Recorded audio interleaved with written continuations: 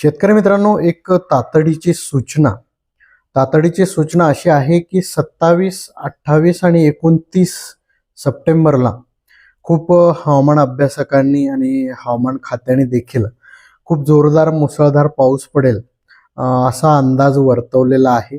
त्यामुळे महाराष्ट्रातील संपूर्ण शेतकऱ्यांनी काळजी घेण्याची आवश्यकता आहे। त्याचबरोबर बरेच शेतकरी कांदा जे बियाणं आहे ते खरेदी करताय किंवा घेताय।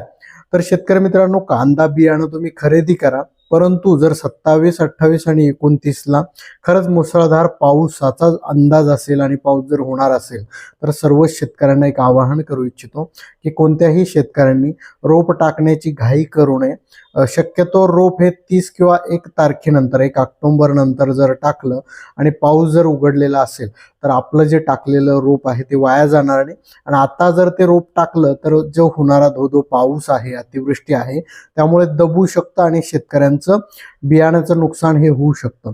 त्यामुळे कांदा जे लावणारे शेतकरी आहे, कांदा रोप टाकणारे जे शेतकरी आहेत, त्यांना परत एकदा मी आवाहन करू इच्छितो की तुम्ही कुणीही रोप टाकण्याची, बियाणं जमिनीत टाकण्याची घाई करू नये। त्यासाठी थांबावं आणि वातावरण बघून नंतरच आपलं डिसिजन घ्यावं, जेणेकरून आपलं नुकसान हे होणार नाही। हा मेसेज जास्तीत जास्त आपल्या सर्व शेतकऱ्यांपर्यंत द्यावा मित्रांनो, आणि आपलं नुकसान टाळावं। त्याचबरोबर या अतिवृष्टी सोबत आपलं नुकसान होणार नाही। आपले पाळीव जनावरं असतील तर त्यांची काळजी घ्यावी आणि स्वतःची देखील काळजी घ्यावी। धन्यवाद मित्रांनो।